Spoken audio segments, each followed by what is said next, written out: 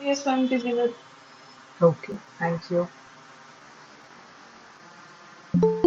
Anvesha, Jia, could you study the administrative relations and the financial relations?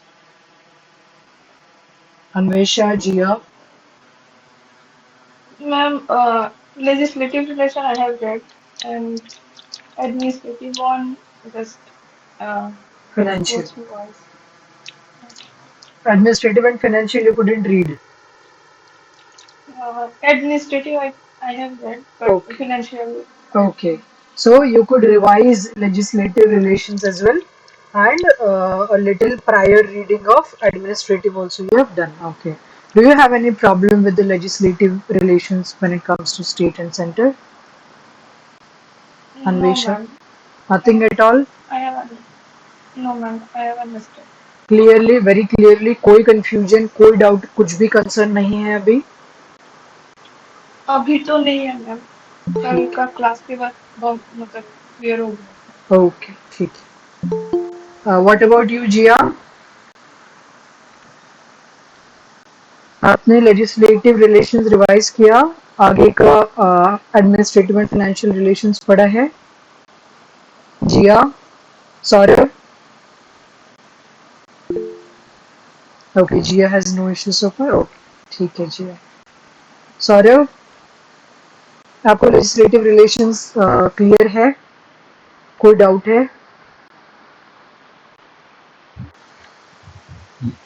मुझसे पूछ रही है मैम? हाँ. हाँ तो हाँ, डाउट नहीं है मैम। डाउट नहीं. Okay. Could you read legislate अपना ये एडमिनिस्ट्रेटिव एंड फाइनेंशियल रिलेशंस? पढ़ाने से पहले एक बार पढ़ के आने के लिए हमने बोला था. Could you read that, Saurabh? Little bit ma'am, yes. ठीक है, ठीक है. Okay. Shall we begin then? Shall we begin studying the administrative relationship between the center and the state? Yes ma'am. Okay. तो कल हमने इतना तो बताया था when it comes to the distribution of executive power, तो ये एकदम वैसा ही होता है जैसे legislative power होता है. जो लॉ बनाने का अधिकार जिसके पास होता है उसी के पास उसका एक्सिक्यूशन का भी पावर होता है. यहां तक हमने कल बताया था. ठीक है. इसमें एक एक्सेप्शन है, ये भी हमने बताया था, बट इसको यहां से थोड़ा सा हम दोबारा से बताएंगे ताकि चीजें और क्लियर हो. ओके. हमने बोला था कि जो व्यक्ति एज इन, चाहे अगर पार्लियामेंट्री लॉ बना रहा है और उसका टेरिटोरियल जुरिस्डिक्शन पूरे इंडिया के लिए है, तो उसका एक्सिक्यूटिव पावर भी पूरे इंडिया के लिए लागू होगा. सिमिलरली स्टेट अगर अपना लॉ बना रहा है और उसका लेजिस्लेटिव जुरिस्डिक्शन अपने केवल स्टेट तक सीमित है, तो उसका एग्जीक्यूटिव पावर भी केवल स्टेट तक ही सीमित होगा. यस. लेकिन यहाँ पे ये जो एक्सेप्शन है, it comes in when we talk of concurrent subjects, because हमको ये तो पता है कि concurrent subject पे लॉ बनाने का अधिकार दोनों का होता है, पार्लियामेंट का भी और स्टेट का भी. और हमको ये भी पता है कि अगर दोनों ने किसी सब्जेक्ट के ऊपर लॉ बनाया हुआ है तो पार्लियामेंट का जो लॉ होगा that would prevail, except in one condition where state ने अगर प्रेसिडेंट के कंसिडरेशन के लिए उस लॉ को, मतलब उस बिल को अगर रखा होगा और उसको प्रेसिडेंट का एसेंट भी मिल गया होगा, केवल ऐसी सिचुएशन में फिर तब स्टेट का जो लॉ होगा that would prevail over the parliamentary law. है ना? Yes ma'am. लेकिन यहाँ पे व्हेन इट, ये हो गया लॉ का सिचुएशन, लॉ मेकिंग का, लेजिस्लेटिव पावर का situation. But when it comes to the executive power, तो कंकरेंट लिस्ट का अगर कोई भी सब्जेक्ट है, चाहे उसके ऊपर पार्लियामेंट ने लॉ बनाया हुआ हो, चाहे स्टेट ने लॉ बनाया हुआ हो, इसका एग्जीक्यूशन हमेशा स्टेट ही करेगा, पार्लियामेंट नहीं करता है। ओके, क्लियर है? लॉ कब कौन बना रहा है? आई होप आपको ये बात क्लियर होगी। किसका लॉ प्रिवेल होगा? जनरली पार्लियामेंट का होगा। एक सिचुएशन में अगर प्रेसिडेंट शासन देता है तो स्टेट का लॉ प्रिवेल करता है, but when it comes to in laws का, चाहे पार्लियामेंट ने बनाया हुआ हो चाहे स्टेट ने बनाया हो, इन लॉज का जब एग्जीक्यूशन की बात आती है तो वो केवल स्टेट करता है, पार्लियामेंट नहीं करता है execution of any law based on the concurrent subject। concurrent list में जो सब्जेक्ट दिए हुए हैं उनके एग्जीक्यूशन की यहाँ पर हम बात कर रहे हैं। ओके, क्लियर है? यस मैम, क्लियर है। ओके,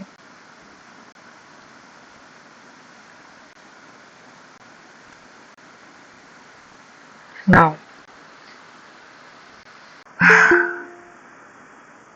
हम बात कर रहे हैं distribution of executive power between the centre and the state. ठीक है, पार्लियामेंट एंड स्टेट या सेंटर एंड स्टेट के बीच का distribution when it comes to the executive power की। ठीक है, एग्जीक्यूटिव पावर मतलब कल हमने आपको बताया था कि एग्जीक्यूशन का पावर, अगर कोई लॉ बना हुआ है, कोई रेगुलेशन है, कोई रूल है, एक्सेट्रा, तो इसको एग्जीक्यूट इंप्लीमेंट करने के पावर की हम लोग बात कर रहे हैं। ऐसे में सेंटर के पास एक पावर होता है to give directions. Centre can direct the states, to give directions to the states. This comes from article 257। ये याद रखने की जरूरत नहीं है, हमको याद था तो हमने बोल दिया। सिर्फ आपको इतना याद रखना है कि centre can direct the states to execute a law, regulation, rule etcetera. ठीक है,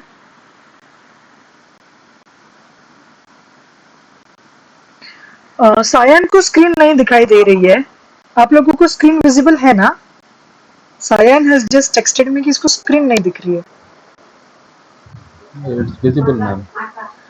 Sion, check on to your network. Sayan बेटा जी, आप अपना नेटवर्क चेक कीजिए। नेटवर्क थोड़ा स्लो चल रहा है, लैग कर रहा है लोग। हाँ, on my side it is all good, बाकी सबको विजिबल है स्क्रीन। ओके, ठीक है, यहाँ तक चीज समझ आई। ये हमने एक प्रकार के डिस्ट्रीब्यूशन की बात की जब कंकरेंट सब्जेक्ट्स की बात होती है, और जब लेजिस्लेटिव पावर की बात होती है, मतलब लेजिस्लेटिव पावर जहां पे जिसका होगा वहां पे एग्जीक्यूटिव पावर भी उसी का होगा, एक्सेप्ट इन वन केस जो हमने कंकरेंट सब्जेक्ट के बारे में बताया। और ये हमने दूसरा इसका एस्पेक्ट देखा डिस्ट्रीब्यूशन ऑफ एग्जीक्यूटिव पावर का, कि सेंटर स्टेट को डायरेक्ट करेगा, डायरेक्शन देगा कि किस तरह से आपको अपने, मतलब स्टेट्स को अपने एग्जीक्यूटिव पावर्स को अप्लाई करना है, यूज करना है, उसके ऊपर सेंटर डायरेक्शन दे रहा होगा स्टेट को। ठीक है, now the third case is mutual delegation of work. Mutual delegation मतलब, पहली बात तो डेलीगेशन का क्या मतलब होता है, हमारे पास हमको लगता है इतना ज्यादा वर्कलोड है, हम नहीं खुद अकेले कर पाएंगे, तो हम कुछ हिस्सा अपने काम का आपको दे देते हैं करने के लिए। आपको बोलते हैं कि हमारे हिस्से का ये थोड़ा सा जो काम है ये आप अपने लेवल पे कर लेना, on my behalf, on my behalf, हमारी तरफ से आप इसको कर लेना। इसको कहते हैं डेलीगेशन। म्यूचुअल डेलीगेशन का मतलब क्या होता है, जब हम आपको अगर हमारा कोई काम ऑन माई बिहाफ दे रहे हैं, at the same time simultaneously similarly आप भी हमको अपने हिस्से का कुछ काम दे सकते हैं।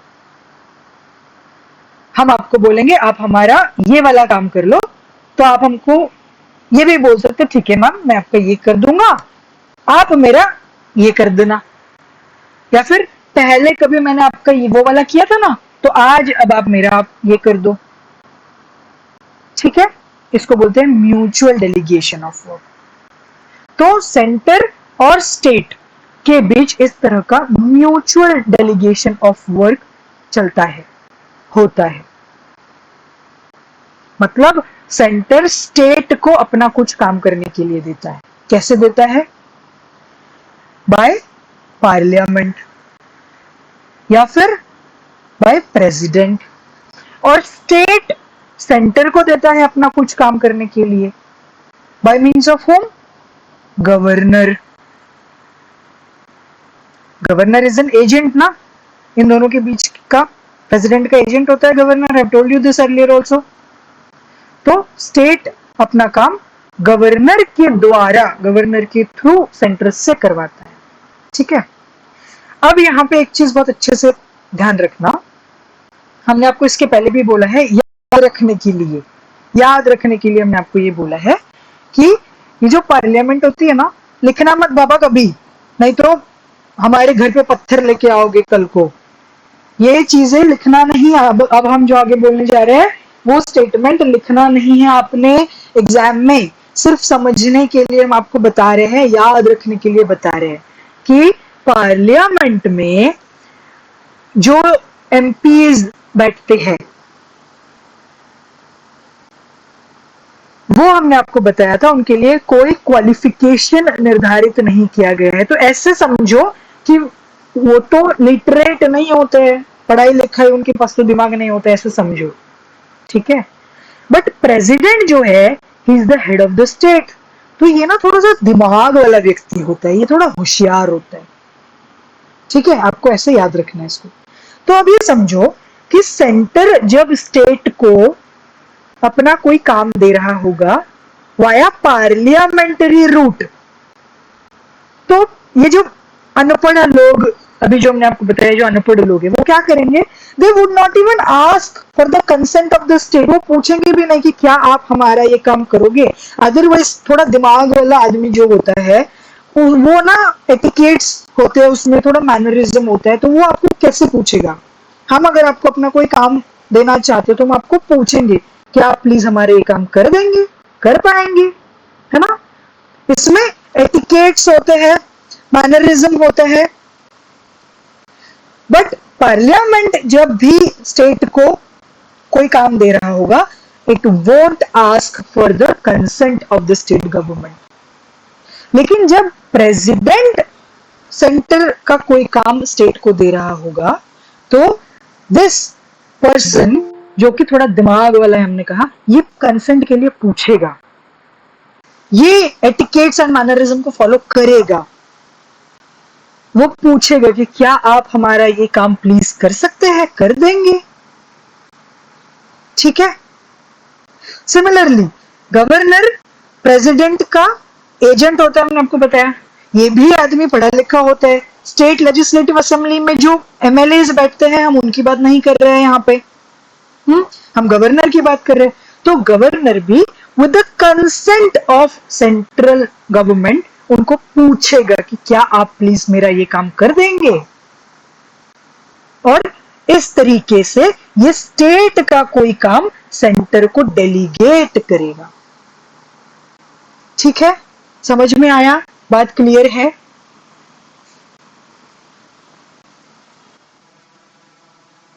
क्लियर है गाइस? Yes ma'am. ओके, ये जो गवर्नर स्टेट का काम सेंटर को दे सकता है ना, ये वाली बात was added by 7th constitutional amendment act.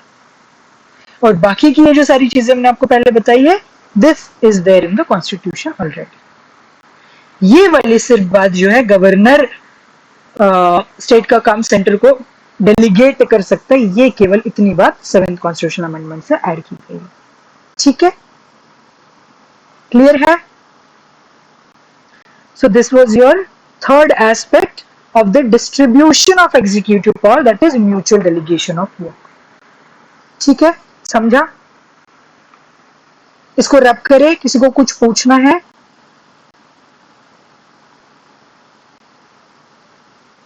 देख लो, कोई चीज अगर नहीं समझ आई है, पूछना है तो अभी पूछ लो, फिर आगे चलते हैं।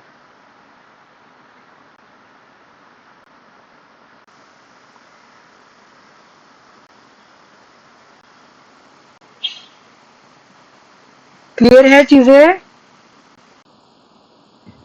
Yes, ma'am. चलना है आगे, कुछ भी नहीं पूछना किसी को?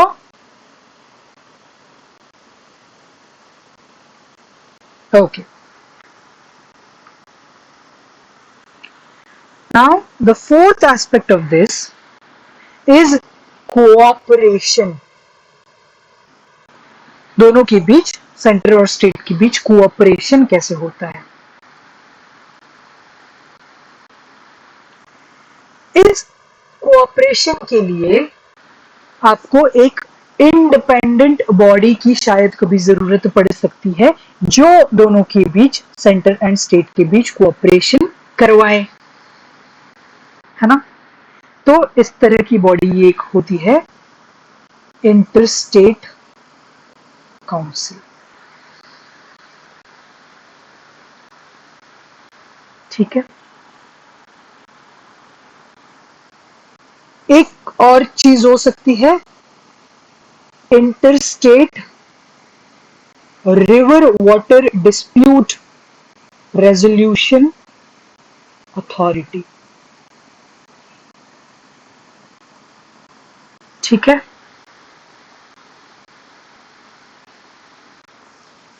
और एक हो सकती है इंटरस्टेट ट्रेड फैसिलिटेशन अथॉरिटी। नाम पे से आपको समझ आ रहा है, ये रिवर वाटर डिस्प्यूट का रेजोल्यूशन करेंगे, ये ट्रेड को फैसिलिटेट करने का काम करेंगे, ये interstate council general matters of interstate relations को मैनेज कर रहे होंगे, कोऑपरेशन स्थापित कर रहे होंगे, स्टैब्लिश कर रहे होंगे। यस, तो ये जो सारी बॉडीज है, ये जो सारी अथॉरिटीज है, ये पार्लियामेंट और प्रेसिडेंट इस्टेब्लिश कर सकते हैं, स्थापित कर सकते हैं for such a cooperation between centre and state. ठीक है, now specifically for interstate council, constitution कहता है कि इस तरह के काउंसिल को इस्टेब्लिश कौन करेगा? प्रेसिडेंट करेगा, पार्लियामेंट नहीं, प्रेसिडेंट करेगा इसको establish. River water dispute resolution authority को प्रेसिडेंट नहीं, पार्लियामेंट इस्टेब्लिश करेगा, कॉन्स्टिट्यूशन कहता है। ठीक है, and also this trade facilitation के लिए पार्लियामेंट को अथॉरिटी दी गई है। अब parliament interstate river water dispute resolution के लिए कोई अथॉरिटी सेटअप कर सकता है, कॉन्स्टिट्यूशन ने सिर्फ इतना ही बोला है। ठीक है, तो पार्लियामेंट ने क्या किया? पार्लियामेंट कर सकता है का क्या मतलब होता है? पार्लियामेंट कुछ भी करता है, कोई भी चीज अगर करनी होती है कैसे करेगा? By law. तो पार्लियामेंट ने इसके ऊपर लॉ बना दिया, interstate river water dispute resolve करने के लिए, रेजोल्यूशन के लिए उन्होंने एक लॉ बना दिया। लॉ में उन्होंने ये बोला कि ये जिस अथॉरिटी की कॉन्स्टिट्यूशन बात कर रहे हैं ना कि पार्लियामेंट बाय लॉ बना सकती है, मैं उस अथॉरिटी को बना दे रहा हूं सुप्रीम कोर्ट। पार्लियामेंट ने बोला, हमने बोला है कि आज से supreme court would be that authority जो कि इंटरस्टेट जो भी रिवर जा रही है, और अगर उस रिवर के ऊपर, रिवर के पानी के प्रति अगर कोई भी डिस्प्यूट होता है तो उसको रिजॉल्व करने की जिम्मेदारी मैं दे रहा हूं किसको? सुप्रीम कोर्ट को। ठीक है, पार्लियामेंट ने ये जिम्मेदारी दे दी है सुप्रीम कोर्ट को। और साथ ही में इसी लॉ में ये भी बता दिया है कि सुप्रीम कोर्ट के अलावा किसी और कोर्ट को, no other court would have such a jurisdiction, इस तरह का इंटरस्टेट रिवर डिस्प्यूट को रिजॉल्व करने का किसी और कोर्ट के पास कोई अधिकार नहीं होगा, ये भी बता दिया है पार्लियामेंट में। ठीक है,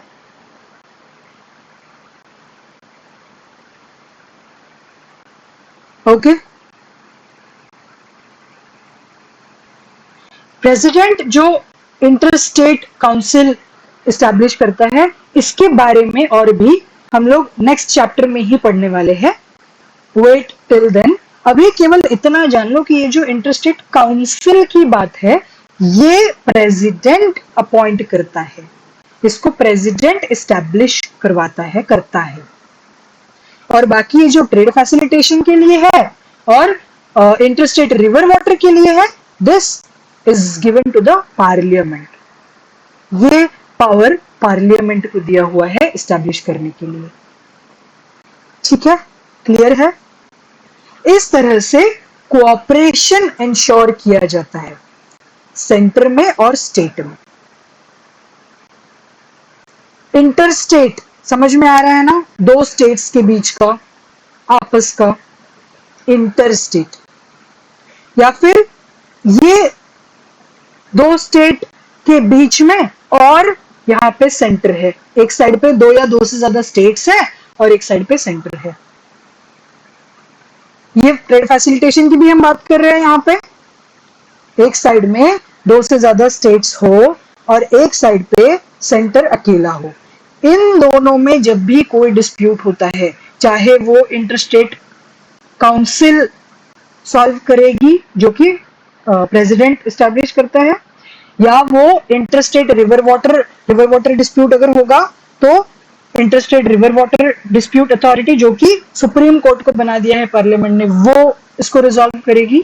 और या फिर ट्रेड डिस्प्यूट अगर होगा तो इसके लिए भी पार्लियामेंट इस्टेब्लिश करेगी इंटरस्टेट ट्रेड फैसिलिटेशन अथॉरिटी। ये प्रोविजंस दिए गए हैं कॉन्स्टिट्यूशन में। ठीक है, क्लियर है? Yes ma'am. और इस तरह से इन दोनों के बीच का कॉन्फ्लिक्ट को रिजॉल्व किया जाता है, मतलब कोऑपरेशन को एंश्योर किया जाता है। ठीक है, इसके अलावा किसी भी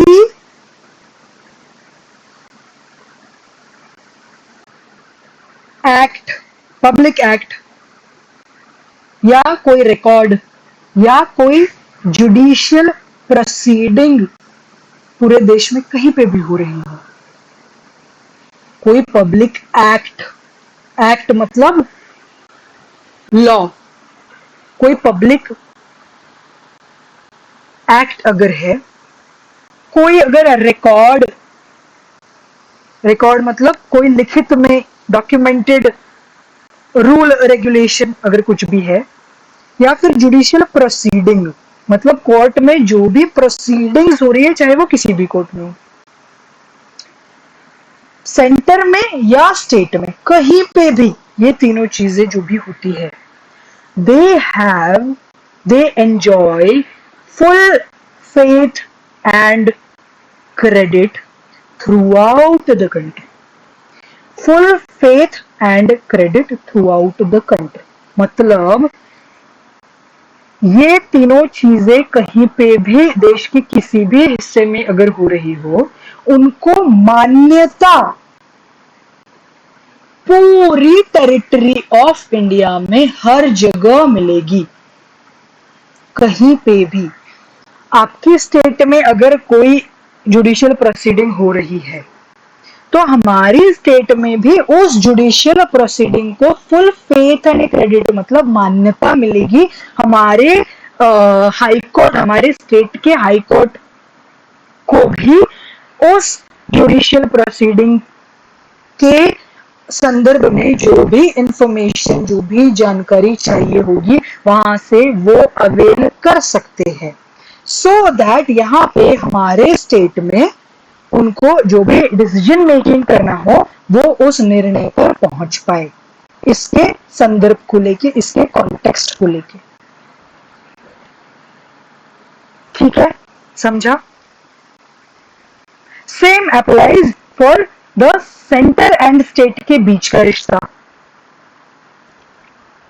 अगर आपके स्टेट में कोई पब्लिक एक्ट है, कोई रिकॉर्ड है, कोई जुडिशियल प्रोसीडिंग है, तो उसको सेंटर पे भी पूरी तरह से मान्यता प्राप्त होगी। Okay, got it? समझा? मैम थोड़ा सा फिर से एक बार। ओके ओके, हम ये देख रहे हैं कि सेंटर और स्टेट के बीच कोऑपरेशन किस तरह से इंश्योर किया जाता है। How do these people, this centre and state, ये कोऑपरेट कैसे करते हैं? तो हमने बताया कि सेंटर में और स्टेट में कहीं पे भी कोई पब्लिक एक्ट हो, कोई लॉ हो, कोई रिकॉर्ड हो, कोई रूल हो, कोई रेगुलेशन हो, कोई जुडिशियल प्रोसीडिंग हो, कुछ भी हो। फॉर एग्जाम्पल, अभी यूपी गवर्नमेंट ने एक लॉ निकाला था कुछ समय पहले कि जिन लोगों के 2 से ज्यादा बच्चे होंगे उनको सिविल सर्विसेज में या पब्लिक सर्विसेज में एडमिशन नहीं मिलेगा, है ना? Take that as an example. उस चीज को वो स्टेट ने निकाला था, है ना? किसी एक स्टेट का रूल या रेगुलेशन या वो लॉ है ना? या वो पब्लिक एक्ट है ना? कह सकते हैं उसको, ठीक है? ये रूल रेगुलेशन लॉ सेंटर को मान्य है।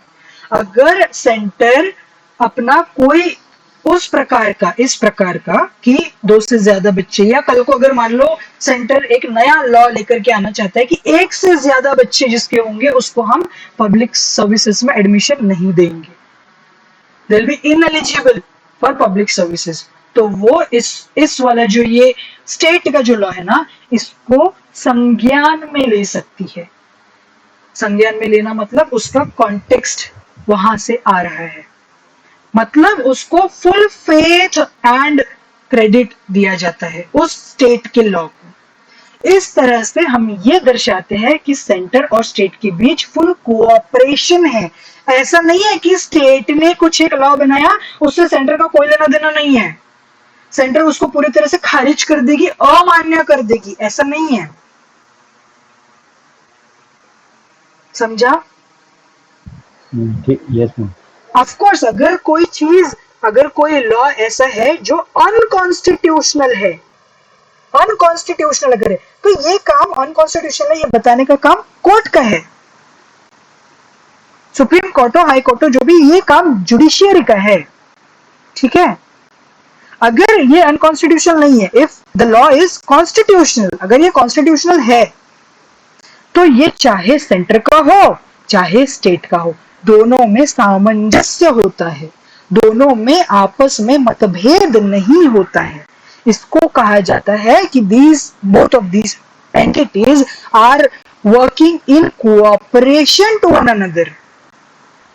मतलब the laws, the public acts, the judicial proceedings, everything is having what?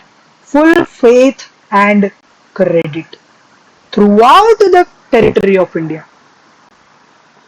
ऐसा नहीं कि स्टेट का लॉ केवल स्टेट में ही एप्लीकेबल होगा, सेंटर में नहीं होगा, ऐसा नहीं होता है।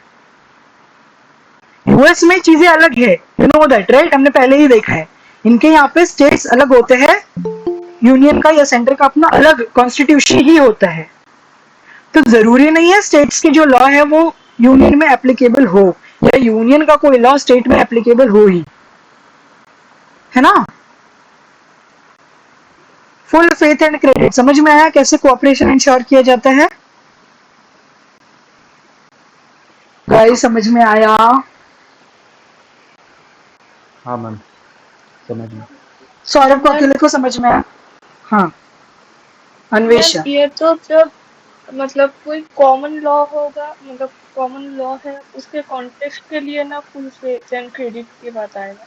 अगर मतलब स्टेट जैसे आपने बोला कि यूपी में ऐसा लॉ है, तो उस लॉ के तरह सेंटर अगर लॉ लाना चाहे तब ना वो नहीं नहीं, वैसे भी जनरली भी, अभी देखो आपके स्टेट में ऐसा लॉ है, कौन सा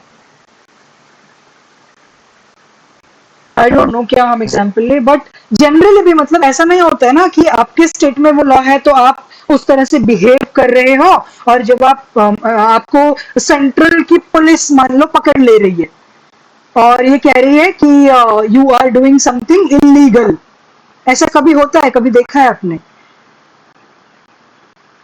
टेक एनी एग्जाम्पल, मतलब यू आर ए सिटीजन, मतलब हमारे यहाँ पे डुअल सिटीजनशिप है नहीं तो हम वो भी एग्जाम्पल नहीं ले पाएंगे, but how do I tell you, consider कि आपके स्टेट में चोरी करना मना है, चोरी करना is illegal in your state, हाँ, और आप ऐसा कह सकते हैं अपने स्टेट से बाहर निकल के हमारे स्टेट में आके आप चोरी करोगे तो इट विल बी लीगल, ऐसा हो जाएगा क्या? ऐसा होता है क्या? जो चीज आपके स्टेट में इलीगल है वो through out the territory of India, चाहे आप हमारे स्टेट में चले जाओ या कोई दूसरे स्टेट में भी चले जाओ, through out the territory of India that will remain illegal, है ना? या हाँ, अच्छा एग्जाम्पल याद है, okay. Now I don't know about your state और वहां के लॉज। हमारे स्टेट में क्या लॉ है ना, महाराष्ट्र में एक ऐसा लॉ है कि अगर हमारे फादर के पास एग्रीकल्चरल लैंड है तो ही तभी हम एग्रीकल्चरल लैंड पजेस कर सकते हैं, ठीक है? अगर हमारे फादर के पास है केवल तभी, अगर हमारे फादर के पास नहीं है तो I become ineligible to acquire any kind of agricultural land, ठीक है? ये हमारे स्टेट का लॉ है, और हमारे स्टेट में ये चीज, क्योंकि agriculture is a state subject, ये पता है आपको? Yes ma'am. तो हमारे यहाँ पे ये लॉ है कि महाराष्ट्र का व्यक्ति, रेजिडेंट ऑफ महाराष्ट्र में कोई अगर जमीन लेना चाहता है तो उसके लिए ये चीज एप्लीकेबल होगी कि अगर उसके फादर के पास एग्रीकल्चरल लैंड है तभी वो व्यक्ति एग्रीकल्चरल लैंड पजेस कर सकता है, मतलब नहीं खरीद सकता है, अदरवाइज नहीं खरीद सकता वो, ठीक है? अभी for example let me go to your state, हम वहां पे आ गए एंड my father consider कि नहीं है उनके पास agricultural land and I come to your place, और अब हम यहाँ पे एक एग्रीकल्चरल लैंड पजेस करना चाहते हैं, will your state stop me from acquiring an agricultural land in your state? No. Why? Because agriculture is a state subject.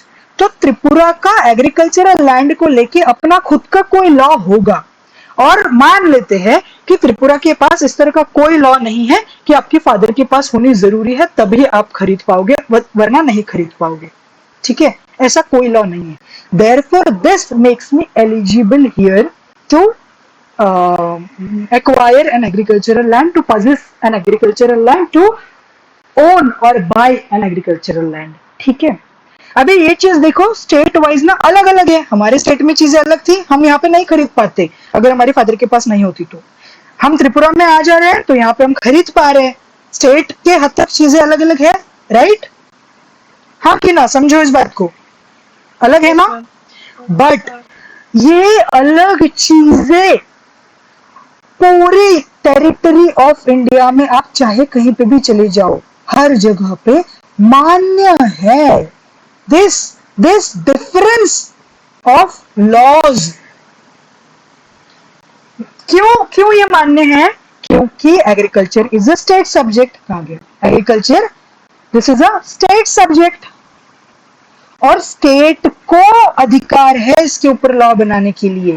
तो महाराष्ट्र अपना लॉ बनाए, त्रिपुरा अपना लॉ बनाए, इस चीज के लिए महाराष्ट्र को भी उतनी ही आजादी है, त्रिपुरा को भी उतनी ही आजादी है, ठीक है? And me as a person, हमको लैंड एक्वायर करने की भी उतनी ही आजादी है, चाहे महाराष्ट्र में हो चाहे त्रिपुरा में हो, only with in the law, है ना? जहां पे जो लॉ है उसके विद इन में रह के उसको हम फुलफिल करते हुए, I am eligible to acquire land.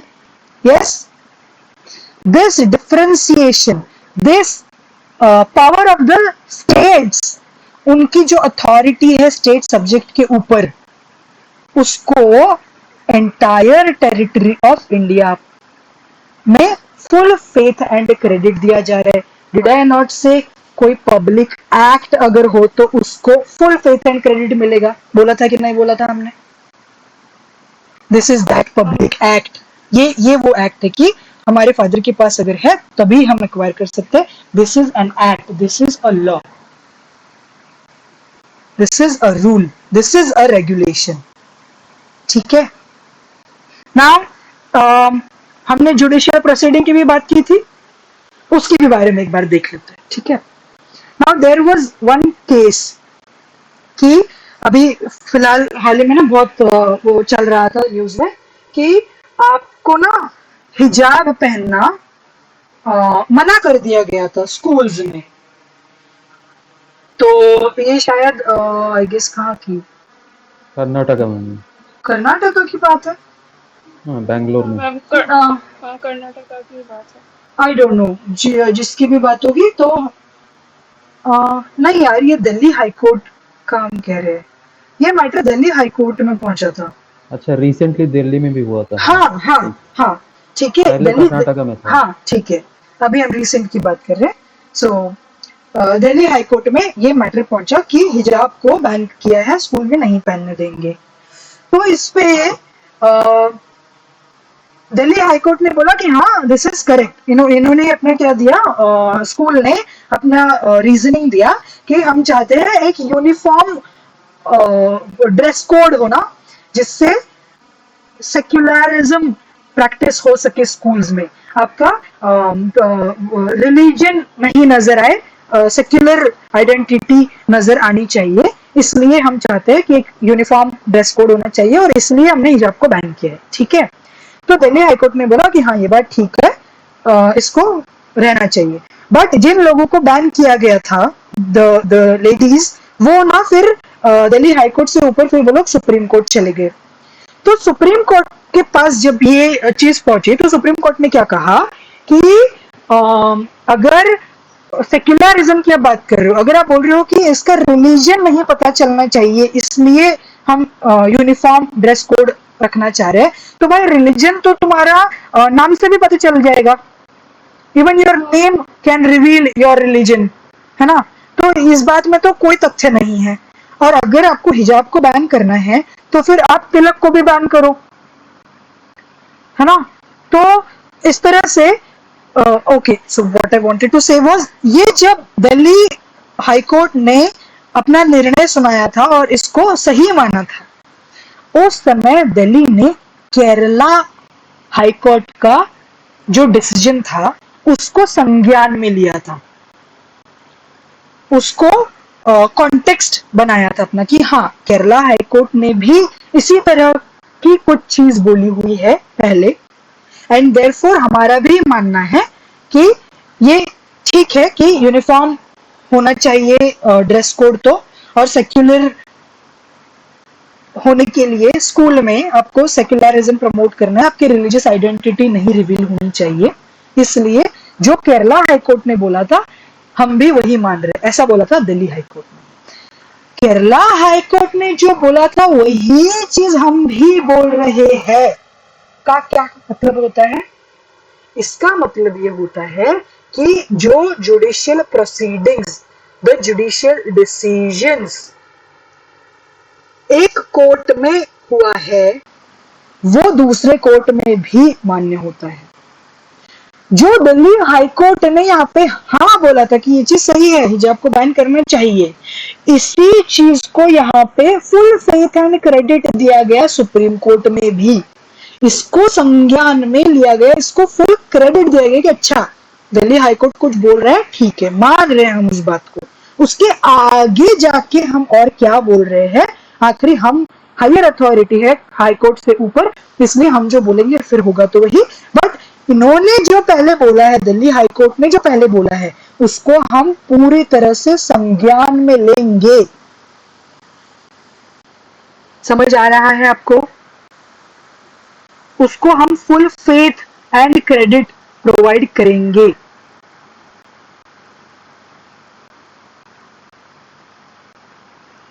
उसको हम पूरी तरह से, संज्ञान मतलब समझता है ना, to take into cognizance.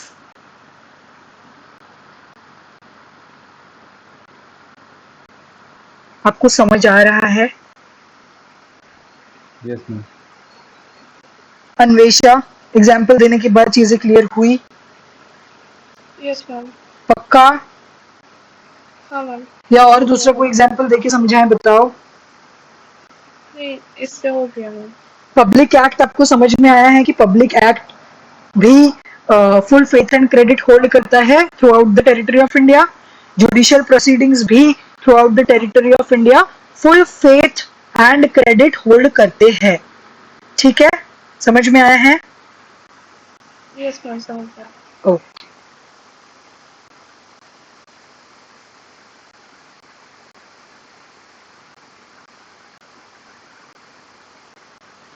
Ma'am, the High Court of ma'am, as you said, the High Court of those two different states can give different verdict, can give on a similar subject. Of course they can, why not? तभी तो हम कह रहे हैं, जब आप ये बोल रहे हो कि डिफरेंट सब्जेक्ट्स पे सॉरी सेम सब्जेक्ट्स पे डिफरेंट वर्डिक्ट्स दे रहे हैं, डिफरेंट जजमेंट दे रहे हैं, इसी का मतलब तो ये हो रहा है कि एक कोर्ट ने जो बात बोली, दूसरा कोर्ट उसको सुन रहा है, समझ रहा है, उसको कॉग्निजेंस में ले रहा है, उसको संज्ञान में ले रहा है, उसके बाद वो अपना आगे निर्णय सुना रहा है। यही तो हुआ कॉग्निजेंस का मतलब, यही तो हुआ फुल फेथ एंड क्रेडिट का मतलब। देखो, समझो, दोबारा बताते हैं। कल हमने आप लोगों से पूछा था कि हम चाह रहे हैं इंडियन स्टैंडर्ड टाइम दोपहर को 2 बजे 3 बजे क्लास लेना, क्या आप लोग मान्य करते हैं? पूछा था हमने आपको। बट आप में से कुछ लोगों ने बोला हाँ करते हैं, कुछ ने बोला नहीं करते। हमने क्या किया? हमने इन दोनों बातों को कॉग्निजेंस में लिया। हमने कॉग्निजेंस में लिया कितने लोग हाँ बोल रहे हैं, कितने लोग ना बोल रहे हैं, हम अपना क्या चाहते हैं, हमसे क्या चीजें हो पाएंगी नहीं हो पाएंगी, हमने ये सारी चीजें कॉग्निजेंस में ली और उसके बाद हम एक अपने डिसीजन पे पहुंचेंगे अब, है ना? अगर हम कोई बात कॉग्निजेंस में लेते ही नहीं है, अगर हम ये सब आपको ये पूछते ही नहीं, हमको कोई फर्क ही नहीं पड़ता, हम डायरेक्ट हमको क्या करना है डायरेक्ट ये आय से यहाँ पहुंच जाते, हमको क्या सुटेबल होता है हम वहां से निर्णय ले लेते हैं। इसका मतलब क्या होता है? जब हम ये वाली स्टेप बाईपास कर रहे हैं, इसका मतलब ये होता है कि I am not giving you people full faith and I am doubting your credibility. I think you people are mad, पागल हो, बेवकूफ हो, आप जो बोलोगे हमको उस बात से कोई फर्क ही नहीं पड़ता, हम आपको क्यों सुने? समझ रहे हो? अगर हम आपसे पूछ रहे हैं, हम उसको संज्ञान में ले रहे हैं, हम उसको कॉग्निजेंस में ले रहे हैं, हम उसको full faith and credit provide कर रहे हैं, इसका मतलब ये होता है कि हमको लगता है कि आप भी कुछ क्रेडिट होल्ड करते हो, you have at least some credibility to your name, you hold a kind of faith into my eyes, into my vision। हमको लगता है कि आप भी कुछ हो, है ना? आप भी कुछ हो का क्या मतलब होता है भाई? स्टेट कुछ है ना, इसीलिए स्टेट में अगर कुछ भी होगा तो एंटायर टेरिटरी ऑफ इंडिया के ऊपर उस चीज की एप्लीकेबिलिटी होगी। अब समझ में आया? Sushanto, Yes, ma'am. सौरभ, अन्वेषा, हाँ मैम, सुनिए। पूरी तरह से क्लियर है? पूरी तरह से कोई भी थोड़ा भी अंश भी डाउट नहीं होना चाहिए, लेश मात्र भी डाउट नहीं। नहीं है। ओके, ठीक है।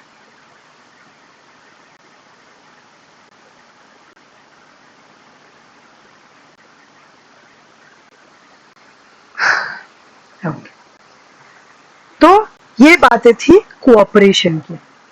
ओके, कैसे? सेंटर और स्टेट के बीच कोऑपरेशन होता है। Now executive power of state executive power of state कुछ तरीकों से रेस्ट्रिक्ट भी किया जाता है और ये रेस्ट्रिक्शन कॉन्स्टिट्यूशनल है। एग्जीक्यूटिव पावर ऑफ स्टेट के ऊपर कॉन्स्टिट्यूशनल रेस्ट्रिक्शंस होते हैं। ओके, आर्टिकल 256 के अंडर में क्या कहता है आर्टिकल 256? इट सेज दैट ये जो स्टेट का पावर है ना एक्सिक्यूशन का, it has to be exercised so as to comply with the parliamentary laws. State जब किसी भी प्रकार का एक्सिक्यूशन करेगा लॉज को लेके, मतलब स्टेट लॉज को लेके,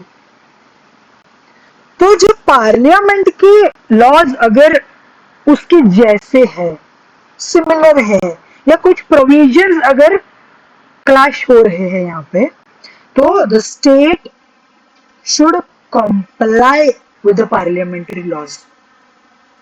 और इस चीज के लिए पार्लियामेंट गवर्नमेंट, पार्लियामेंट अलग है, गवर्नमेंट ऑफ इंडिया अलग है। हाँ, दोनों को समझना। हमने कहा पार्लियामेंट नहीं, government of India can also give directions to the states कि कैसे इसको पार्लियामेंट्री लॉ को आप कंप्लाई करोगे, कैसे कर सकते हो while you execute your laws in the state। समझा?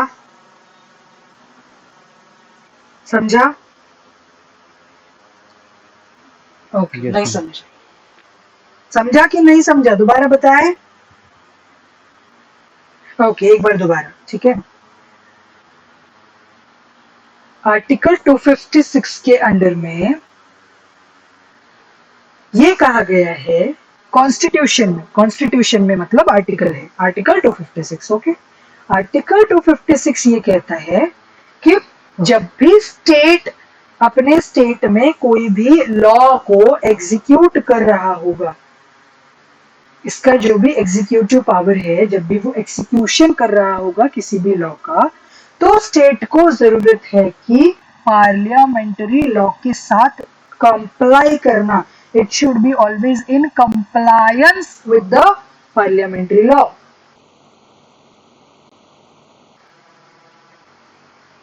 ठीक है, और इस तरह के कंप्लायंस के लिए गवर्नमेंट ऑफ इंडिया स्टेट को डायरेक्शंस दे सकते हैं, कैसे कंप्लाई करना है ये गवर्नमेंट ऑफ इंडिया बताएगी। गवर्नमेंट ऑफ इंडिया पार्लियामेंट से अलग है।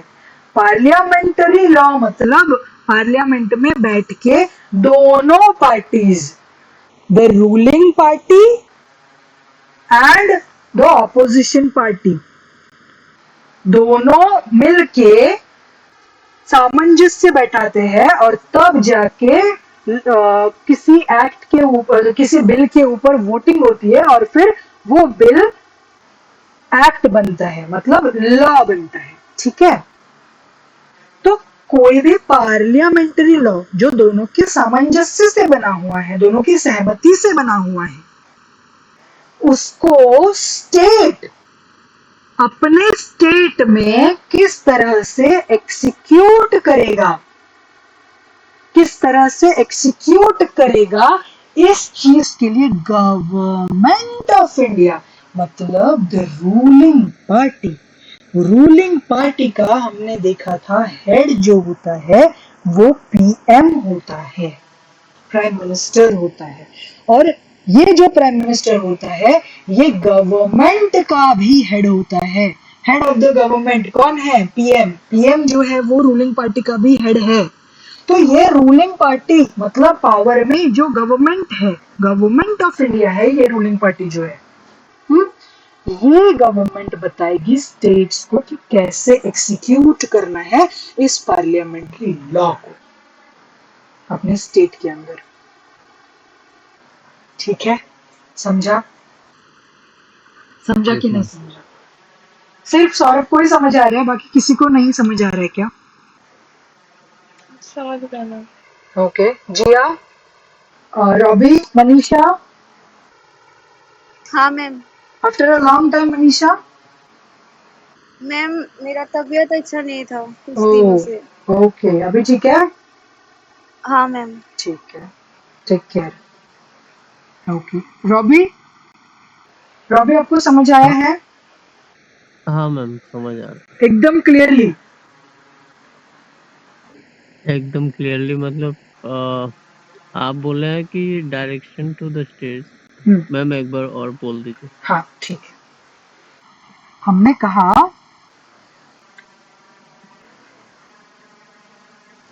आर्टिकल 256 में ये बताया है कि स्टेट अपने लॉ को एग्जीक्यूट करते समय पार्लियामेंट्री लॉज को कॉम्प्लाई करेगा। कॉम्प्लाई करना मतलब इन कॉम्प्लायंस रहना। इन कॉम्प्लायंस रहना मतलब पार्लियामेंट्री जो लॉ होते हैं उनसे स्टेट का एक्सिक्यूशन कॉन्फ्लिक्ट नहीं करना चाहिए। मतलब जो लॉज स्टेट में एग्जीक्यूट किए जा रहे हैं, स्टेट में जो लॉ एग्जीक्यूट किए जा रहे हैं वो in conflict of the parliamentary law नहीं होने चाहिए। पार्लियामेंट्री लॉ के जो प्रोविजंस है उसी प्रकार से स्टेट में भी लॉज का एक्सिक्यूशन होना चाहिए। ठीक है, ये कैसे होगा, ये एक्सिक्यूशन कैसे होगा, ये बताती है गवर्नमेंट ऑफ इंडिया। मतलब गवर्नमेंट ऑफ इंडिया डायरेक्शंस देती है, दे सकती है, जरूरत पड़ने पर दे सकती है स्टेट्स को कि कैसे हमारे लॉ के साथ, मतलब पार्लियामेंट्री लॉ के साथ आप कॉम्प्लाई करेंगे। मतलब अगर आपके, जैसे कि थोड़ी देर पहले हमने एग्जांपल लिया कि यूपी में लॉ है कि 2 बच्चे से ज्यादा बच्चे जिनके पास होंगे उनको स्टेट सर्विसेज में एलिजिबिलिटी नहीं मिलेगी। अगर पार्लियामेंट का लॉ अलग है, पार्लियामेंट का लॉ है कि 5 बच्चों से ज्यादा बच्चे जिसके पास होंगे उनको नहीं मिलेगी। मतलब जिसके पास 3 बच्चे हैं उसको मिल सकती है। मतलब 3 बच्चे वाला व्यक्ति is eligible to go to the public services. यहाँ पे ये जो स्टेट की बात हो रही है और यहाँ पे पार्लियामेंट ने लॉ बनाया है, मतलब पार्लियामेंट्री लॉ के साथ स्टेट के लॉ को सामंजस्य में आना होगा। यहाँ पे ये 5 की बात कर रहे हैं, यहाँ पे 2 की बात कर रहे हैं। तो अब ये जो 3 बच्चे वाला व्यक्ति है ये क्या करे, ये पार्लियामेंट वाला जो लॉ है उसके हिसाब से तो उसको एलिजिबिलिटी मिल रही है, इज बीइंग एलिजिबल। लेकिन उसके जो ये जो व्यक्ति है कंसिडर किए इसी स्टेट का है ना, लेकिन ये अपने स्टेट में इनएलिजिबल हो रहा है। अभी ये व्यक्ति क्या करेगा? टेल मी, जिन लोगों को समझ आया है वो बताओ कि इस व्यक्ति का क्या होगा। Will this person be eligible or ineligible to go to public services? Yes, ma'am. Eligible है? As per the direction, if the central government directs the state, then he will be. Yes. If the central मतलब government of India directs the state, if मतलब जिस तरह से direct करेगी in accordance with the directions of the parliament, इस state के जो law है, स्टेट का ये जो लॉ है 2 वाला, इसको एप्लीकेबल किया जाएगा स्टेट में। ठीक है, ये वाला एग्जाम्पल हमने केवल ये एग्जाम्पल के लिए दिया है, ये एग्जाम्पल एक्चुअली रियलिटी में फिट नहीं होता। व्हाई? बिकॉज पार्लियामेंट का अभी इस तरह से कोई लॉ नहीं है। जिस दिन पार्लियामेंट का ऐसा कोई लॉ आ गया तब स्टेट में और पार्लियामेंट के लॉ में कॉन्फ्लिक्ट होने लगेगा। जिस दिन कॉन्फ्लिक्ट होने लगेगा तो we know that parliamentary law would prevail, है ना, और वी नो कि पार्लियामेंट के लॉ के हिसाब से ही स्टेट को अपना एग्जीक्यूशन करना होता है ना। एंड नाउ वी नो कि government of India directions provide करता है टू द स्टेट कि कैसे इसको एग्जीक्यूट करना है। क्लियर है? Yes ma'am. पूरी तरह से क्लियर है, कोई भी दिक्कत नहीं है जरा सी भी किसी को भी।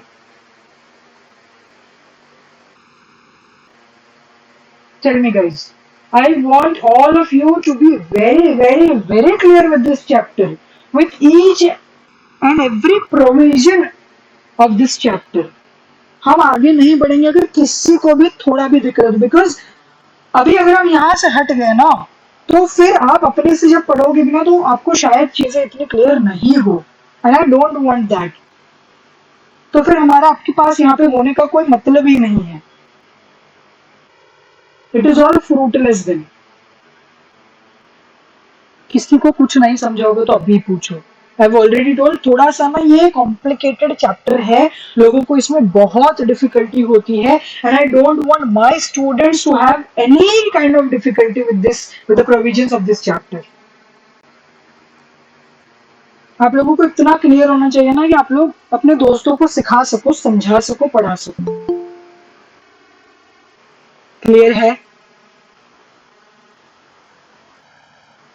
Yes ma'am. सौरभ कल हमको सिखा दोगे? पता नहीं मैम, आपके जैसे तो नहीं सिखा पाऊंगा, बट आई कैन ट्राई। अगर आपको किसी को समझाना नहीं आता इसका मतलब आपको खुद को समझ में नहीं आया है। नहीं, ऐसा नहीं है किसी को मतलब मैं जैसे समझाऊंगा उसको समझ आएगा कि नहीं वो डाउट है। हाँ, अदरवाइज मतलब आप समझा पाओगे ना। Yes ma'am. हाँ, दैट इज नेसेसरी। इसका मतलब है कि आपको समझाए। मनीषा, जिया, रॉबी, सुशांतो, अन्वेषा, आप लोगों को भी सबको समझ में आया है? आप भी समझा पाएंगे कभी किसी को? Yes ma'am. हाँ मैम। ठीक है।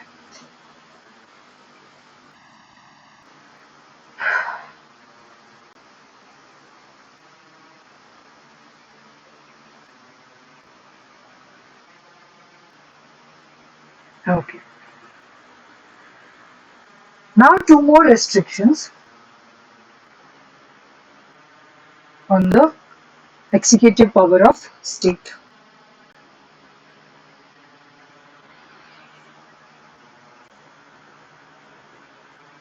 ये क्या देखा हमने कि उसको कंप्लाई करना पड़ेगा विद द पार्लियामेंट्री लॉ, और इसके लिए गवर्नमेंट ऑफ इंडिया स्टेट को डायरेक्ट कर सकता है। ठीक है, government of India directions to the state, ये लिखा है हमने यहाँ पे। ठीक है ना, समझ आ रहा है? This is one.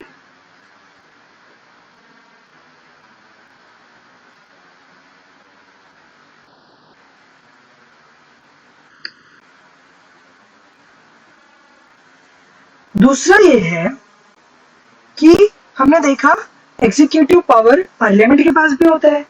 वो लॉज जो पार्लियामेंट ने अपने बनाए होते हैं उनको एग्जीक्यूट करने का पावर पार्लियामेंट के पास होता है ना। तो जो ये स्टेट का एग्जीक्यूटिव पावर है, it should not impede the executive power of parliament, या let me call it center parliament, या ठीक है जो भी whatever you want to say, executive power of जो center है, I'm talking of center and state relationship, इसलिए हमने यहाँ पे center लिखा है। सेंटर का जो एग्जीक्यूटिव पावर है,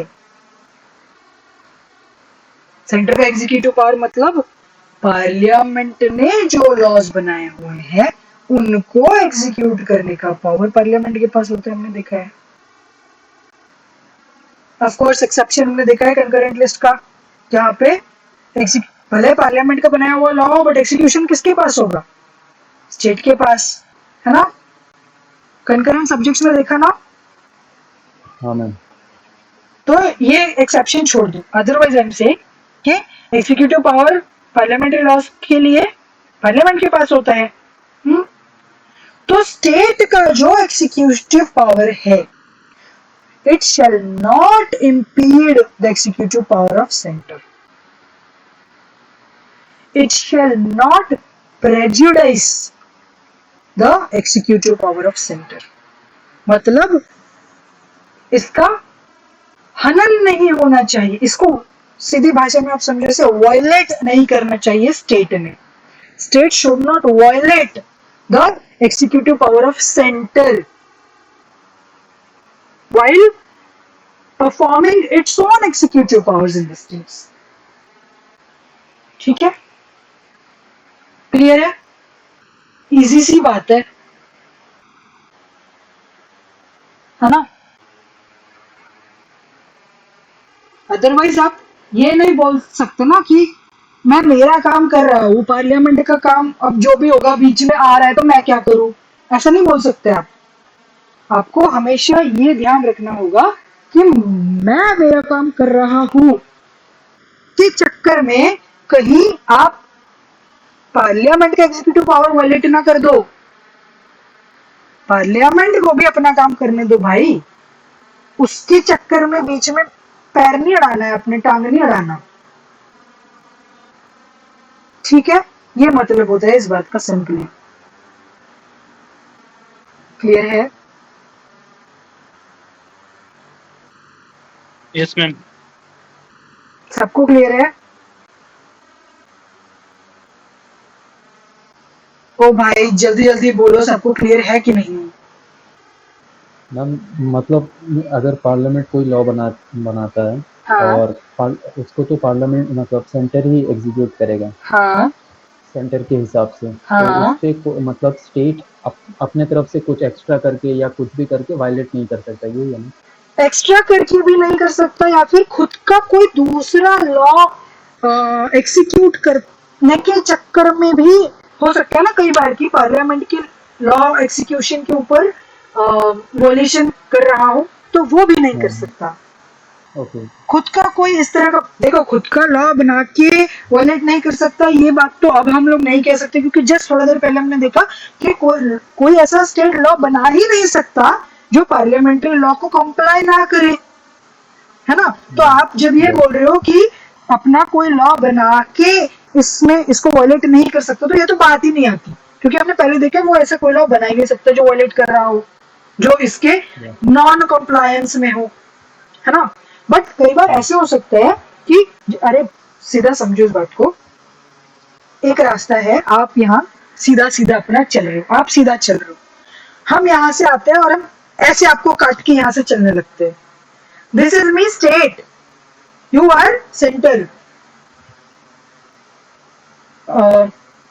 हाँ, तो आप अपना जब काम कर रहे हो, आप अपना सीधा सीधा जा रहे हो, हम आपको ऐसे आड़ अड़ाई नहीं आ सकते, आपके रास्ते में अड़ंगा नहीं पैदा कर सकते, ठीक है? जनरली ये तो बात है ही। हाँ, अदरवाइज भी अगर ये हम है स्टेट, हम सीधा सीधा जा रहे हैं, सीधा नहीं, ठीक है, हमारे लॉ के हिसाब से हमारा रास्ता ये है, ठीक है, और आप यहाँ से अपना कुछ लॉ चला रहे हो, आप सीधे सीधे जा रहे हो। अब हमारे लॉ के हिसाब से तो हम आपके यहाँ पे रास्ता काट रहे हैं ना, I can not do that too. यहाँ तक चीजें क्या हो रही थी, यहाँ तक चीजें ऐसी है कि कंफ्लिक्ट में नहीं आ रहा है यहाँ तक, इसका मतलब I am in compliance with the parliamentary law, with the central law, I am in compliance, यहाँ तक, जब तक चीजें कॉन्फ्लिक्ट में नहीं। अब जब हम आपको काट रहे हैं, हम अपना ही जो लॉ है हम उसी को इम्प्लीमेंट कर रहे हैं, उसी को एक्सिक्यूट कर रहे हैं, बट अब चीजें कॉन्फ्लिक्ट में आ गई है, अब हमारा रास्ता आपके रास्ते को काट रहा है। This I can not do, I should make sure कि my execution power should not violate, should not prejudice, should not impede your execution power. जब आप अपना कोई लॉ इंप्लीमेंट कर रहे हो तब हम आपको काटे नहीं, ये हमको इंश्योर करना होगा. हम अपना नया लॉ नहीं बना सकते, वो तो नॉन कंप्लाइंट, मतलब जैसे कि यहाँ पे अपन ने देखा कि पहले ही हमारा कोई लॉ था जो कि यहाँ तक, इस रास्ते तक, इस पॉइंट पे आने तक कहीं पे नॉन कंप्लायंस में नहीं था. It was in compliance, in full compliance. हाँ, कोई दिक्कत नहीं है यहाँ तक. बट कुछ प्रोविजंस मान लो ऐसे जा रहे हैं तो हम उसको एक्सिक्यूट नहीं करेंगे, उसको वहीं पे रोक देंगे. समझा? हाँ मैम, समझ.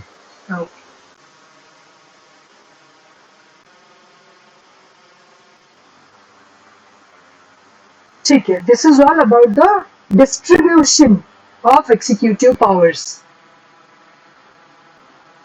Between centre and state. ठीक है. अच्छा, एक और चीज. ओके, हमने आपको अभी बताया कि गवर्नमेंट ऑफ इंडिया डायरेक्ट करती है स्टेट को, है ना. ये डायरेक्शन किस लिए होता है? अभी जो अपन ने बात की, किस चीज के लिए डायरेक्शन की बात की हमने? Direction for complying with the, हाँ, to ensure compliance with the parliamentary laws. अब हम ये कह रहे हैं, ध्यान से देखना, ये हमने गवर्नमेंट ऑफ इंडिया डायरेक्ट करेगी बोला था, ये हम कह रहे हैं सेंटर डायरेक्ट करेगा. Centre's direction to the states, ये स्पेसिफिकली आर्टिकल 257 में दिया हुआ है.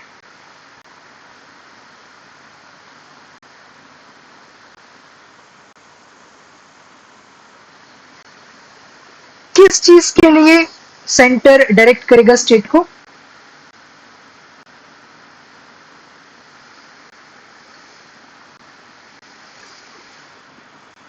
कोई अगर मीन्स ऑफ कम्युनिकेशन बनाना है, मतलब कॉन्स्टिट्यूट करना है, या फिर उसका मेंटेनेंस करना है, उस संदर्भ में centre will provide directions to the state. Okay. Constitute मतलब फॉर्म करना है, कंस्ट्रक्ट करना है, या फिर मेंटेन करना है. ठीक है. देन रेलवेज के प्रोटेक्शन को लेके, रेलवेज किसकी जागीर है, किसकी प्रॉपर्टी है? Who owns it? The centre. लेकिन ये होती कहां पे है? स्टेट्स में होती है ना. तो उसका प्रोटेक्शन कौन इंश्योर करेगा? स्टेट करेगा. कैसे करना है इस बात के लिए डायरेक्ट कर रहा होगा centre to the states. Direction देगा सेंटर टू द स्टेट्स. ठीक है. देन अगर स्कूल्स में इंस्ट्रक्शन की बात आती है, in your mother tongue you need instructions. Of course school में छोटे बच्चों को मदर टंग के अलावा ज्यादा कुछ समझ नहीं आता है. और सोचो कि if you are a linguistic minority और आपकी भाषा ऑलरेडी वैसे ही लुप्त होने की कगार पे है, तो आप चाहोगे उसको प्रोटेक्ट करना, सिक्योर करना. इन सच अ केस, अगर सेंटर को लगता है कि इस मदर टंग को प्रोटेक्ट करने की जरूरत है फॉर द लिंग्विस्टिक माइनॉरिटीज, तो उसका इंस्ट्रक्शंस कैसे होंगे स्कूल में, मतलब मदर टंग में देना होगा, कंपलसरी होगा, और इनके लिए किस तरह की फैसिलिटीज प्रोवाइड करवानी है, इस चीज के लिए centre will direct the states कि कुछ फैसिलिटीज आप इस तरह से प्रोवाइड करो सो एज टू सिक्योर और protect this conserve or preserve this mother tongue for this linguistic minorities. ठीक है, स्कूल्स में इंस्ट्रक्शन किस तरह से देने हैं, उसके लिए क्या फैसिलिटीज प्रोवाइड करनी है, ये बताता है centre state, right. And then to draw and उसका इम्प्लीमेंटेशन, उसका एक्सिक्यूशन किसका, of welfare schemes for the STs, scheduled tribes के लिए कोई वेलफेयर स्कीम आप ला सकते हो, या आपको लाना है तो कैसे लाना है, उसके लिए डायरेक्शंस देगा सेंटर.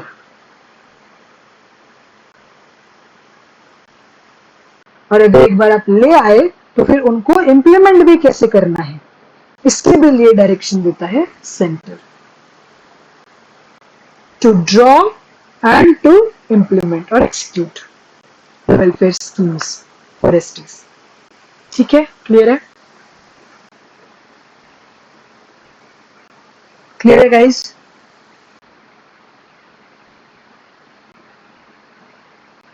Yes ma'am. सबको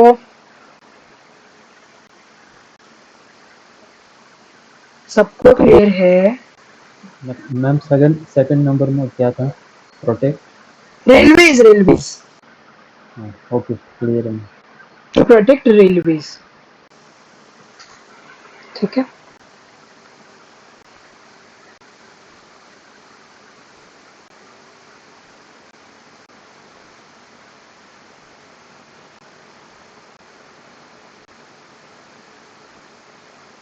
ये बताएगा क्या हमको सेंटर में और पार्लियामेंट में क्या अंतर है.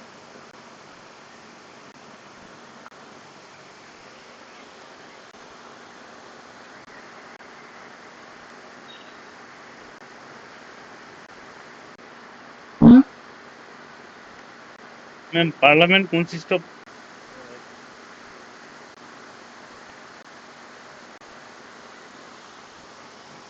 बोलिए. Parliament consist of Lok Sabha, Rajya Sabha and president. Exactly yes. हाँ, और सेंटर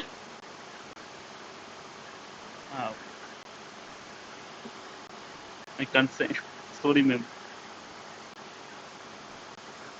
कोई और बताएगा.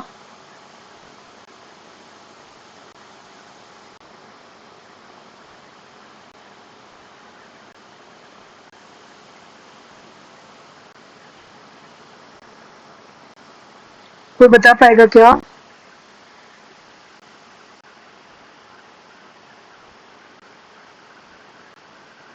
मैम क्वेश्चन क्या था कि सेंटर और पार्लियामेंट के पार्लियामेंट बीच अंतर, डिफरेंस क्या है. मैम सेंटर तो है, सेंट्रल गवर्नमेंट को सेंटर एज ए यूनियन हम लोग बोलते हैं. बाकी सेंट्रल गवर्नमेंट तो लेजिस्लेचर से कॉन्सिस्ट होता है. एग्जैक्टली और यस बाकी yes. Parliament is consist of Lok Sabha, हाँ, Rajya Sabha and president. Good, very good. किसने बताया ये, who said that. Ravi. Ravi. Okay okay, ठीक, वेरी गुड रवि. एग्जैक्टली, सबको समझा पार्लियामेंट क्या होता है एंड सेंटर क्या होता है. Parliament consist of to houses of the parliament, जो कि लोकसभा एंड राज्यसभा है in case of India, plus president. ये मिला के बनता है पार्लियामेंट. ठीक है, प्रेसिडेंट भी पार्लियामेंट का एक अभिन्न हिस्सा है, न जुदा होने वाला हिस्सा है. ये दोनों मिला के ही पार्लियामेंट कंप्लीट होता है. ठीक है, एंड दिस एंटिटी पूरा has more to do with legislation, law making से रिलेटेड है.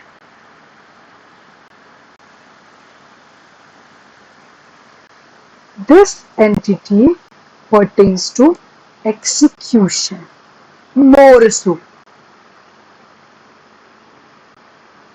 और इसमें the government of the day आती है. यहाँ पे जो गवर्नमेंट बना रहा होगा वो है सेंटर. ठीक है, क्लियर है?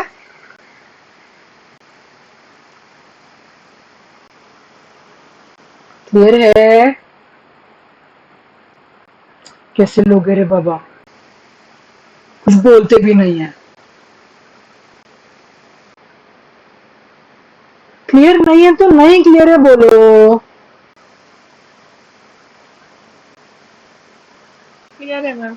हम चले, हम नहीं पढ़ा रहे.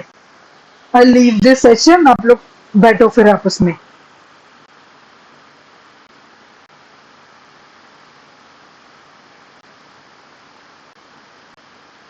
Okay bye. Hello ma'am. Shubhrajit अब मुंह खुला है पहली बार. Oh my God.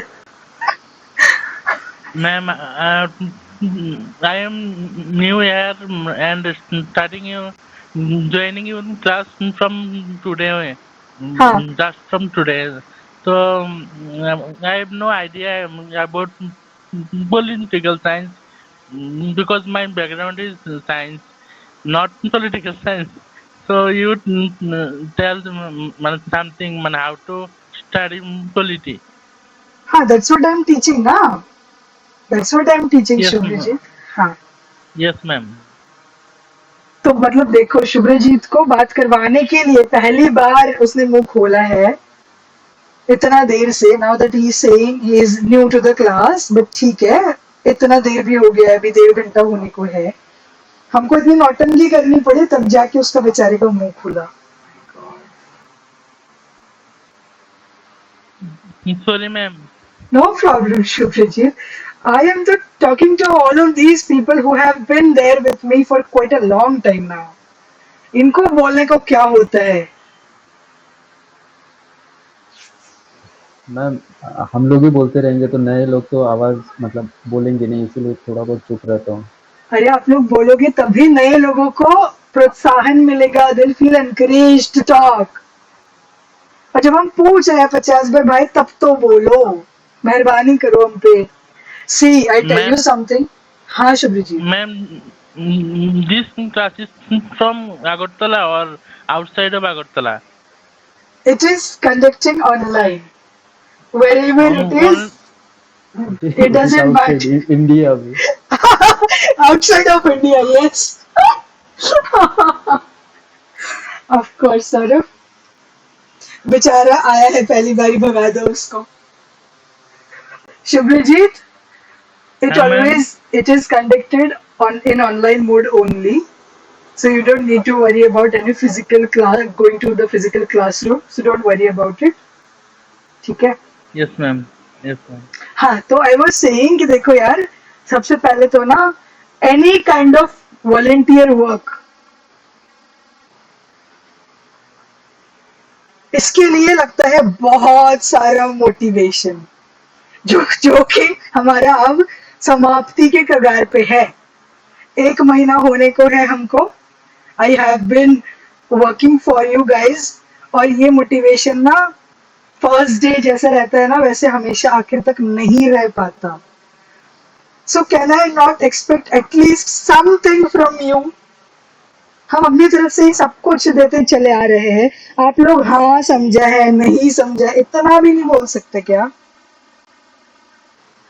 I am serious, very serious. You know, हम हंस रहे इसका मतलब हम सीरियस नहीं है, ऐसा नहीं है.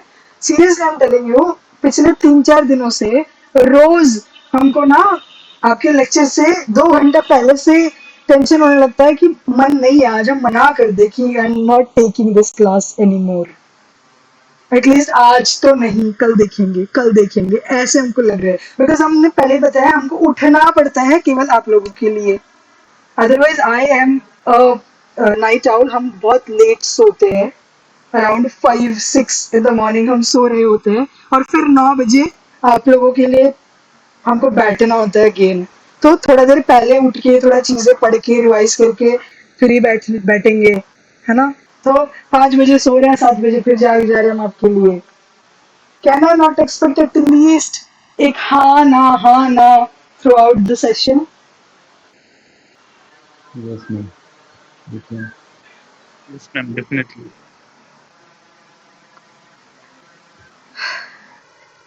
ठीक है, आगे चलते हैं।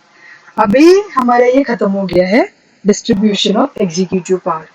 इसमें हम लोगों ने देखा कि कैसे सेंटर स्टेट को डायरेक्शन भी देता है, कैसे दोनों आपस में म्यूचुअल डेलीगेशन ऑफ वर्क कर लेते हैं आपस में ही खुद, कैसे किसका लेजिस्लेटिव पावर कहाँ तक एक्सिक्यूट किया जाता है, और आपस में दोनों के लेजिस्लेटिव पावर अगर क्लैश होते हो तब एक्सिक्यूशन कैसे होता है। और हमने ये भी देखा कि स्टेट्स के लेजिस्लेटिव पावर के ऊपर किस तरह से कॉन्स्टिट्यूशनल रेस्ट्रिक्शंस प्रोवाइड किए हुए कि उसको कंप्लाई करना पड़ेगा पार्लियामेंट्री लॉज के साथ। ठीक है। And again we saw what, cooperation कैसे होगा इन दोनों के बीच, सेंटर एंड स्टेट के बीच। ठीक है, ये सारी चीजें हमने यहाँ पे देखी। अब when it comes to administrative relationship between the centre and the state, तो हम देखते हैं कि आर्टिकल 312 में 312 में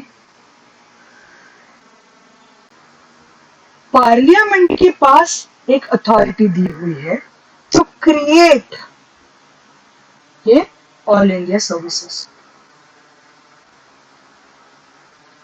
ऑल इंडिया सर्विसेज का मतलब क्या होता है? जो पूरे इंडिया के टेरिटरी में एप्लीकेबल होगी। एप्लीकेबल होगी का क्या मतलब होता है? मतलब इसका अपॉइंटमेंट जो है वो सेंटर करता है, लेकिन स्टेट वो take care of the salary, perks, privileges, conditions of work of the officers that are appointed by the center to this all India services। इसको कहते हैं all India service. All India का मतलब ये होता है कि इंडिया में कहीं पे भी वो लोग पोस्टेड होंगे। कौन लोग? जिसको सेंटर अपॉइंट करेगा। फिर इंडिया में कहीं पे भी पोस्टेड होंगे, मतलब किसी ना किसी स्टेट में ही पोस्टेड होंगे, है ना? तो स्टेट्स विल लुक आफ्टर उनकी सर्विस कंडीशंस। ठीक है, तो ये ऑल इंडिया सर्विस जो है इसको बनाने का काम पार्लियामेंट को सौंपा हुआ है थ्रू आर्टिकल 312 से। कैसे पार्लियामेंट ये क्रिएट कर सकता है all India service? On the basis of a resolution passed by Rajya Sabha. Rajya Sabha एक रेजोल्यूशन पास करती है अगर कोई भी नया ऑल इंडिया सर्विस बनाना है तो। जैसे हमारे को भी डिमांड्स आ रही है कि एक नई जुडिशियल ऑल इंडिया सर्विस होनी चाहिए, तो अगर हम जुडिशियल सर्विसेज बनाते हैं, अभी एक हमारे पास एडमिनिस्ट्रेटिव सर्विस है IAS, एक हमारे पास पुलिस सर्विस है IPS, उसी तरह से एक जुडिशियल सर्विस की डिमांड उठी है हाल ही में। ये कब हो पाएगा संभव? जब राज्यसभा इसके लिए कोई रेजोल्यूशन पास करेगी। लोकसभा से नहीं हो पाएगी मैम? नहीं, लोकसभा का इसमें रोल नहीं होता है। When it comes to all India services, ये स्पेसिफिकली राज्यसभा को ही दिया गया है ये power through constitution article 312।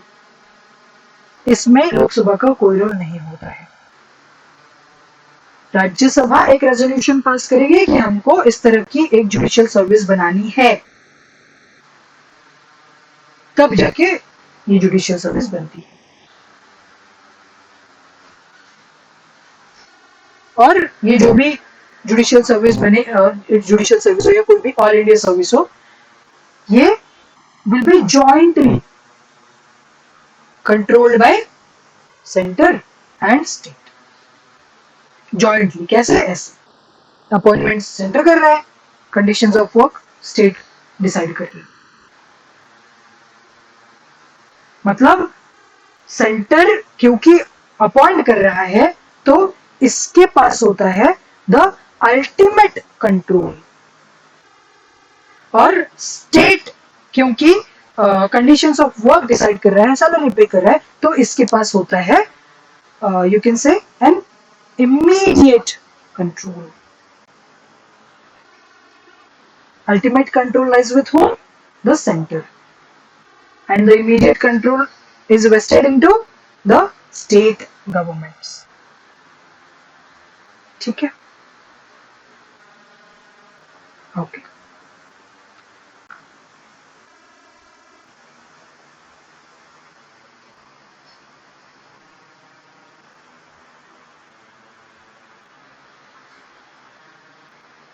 Then we have an integrated judiciary.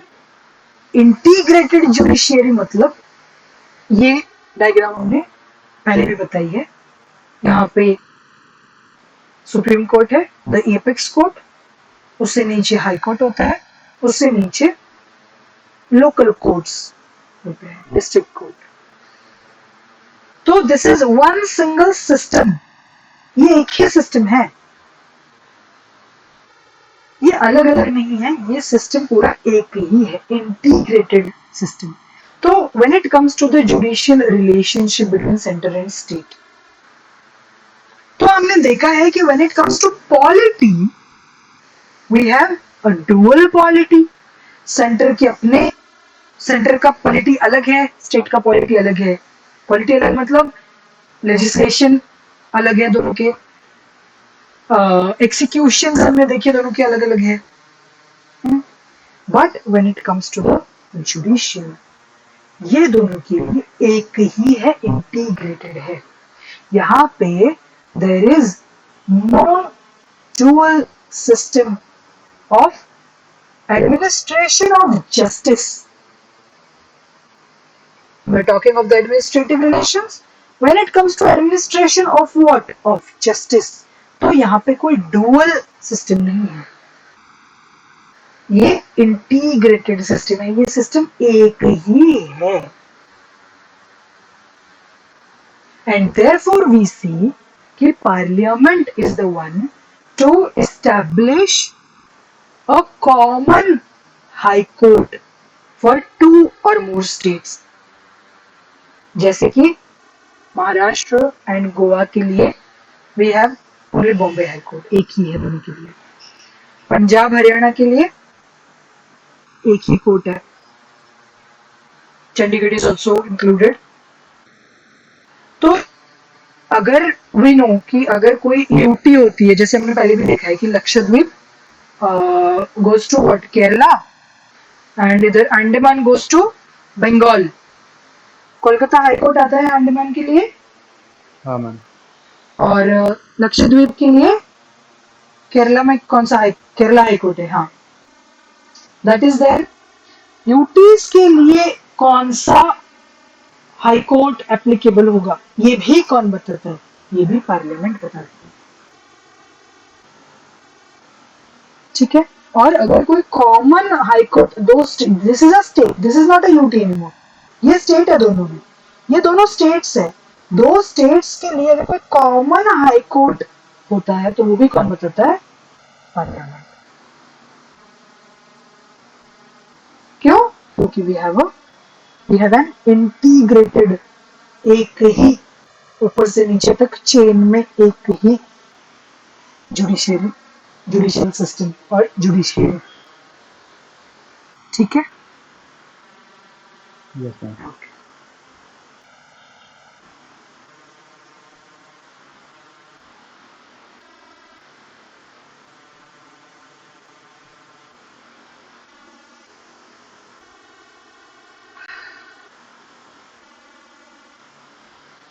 Then about the relations that are coextensive with legislative power, but when only during emergencies.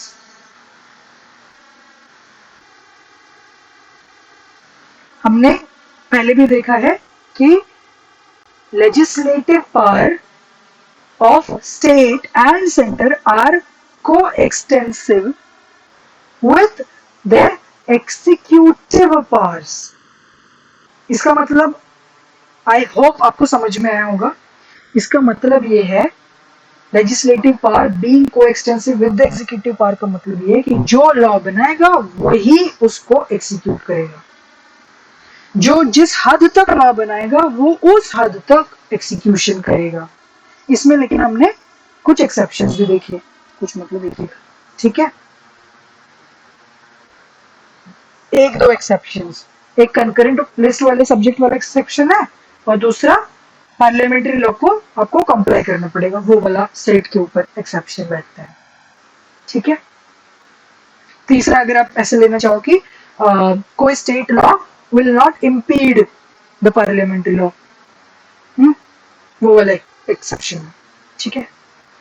अब I am talking of this normal law, this normal power during emergencies. इसका क्या होता है? तो we have 3 different types of emergencies. एक national emergency होती है,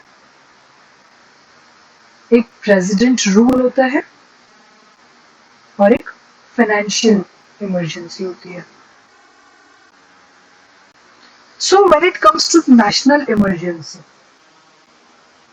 ये अलग अलग इमरजेंसीज के क्या प्रोविजंस होते हैं, कैसे इम्पोज होती है, कैसे हटती है, एवरीथिंग बाद में अलग से चैप्टर आएगा, उसमें हम पढ़ेंगे.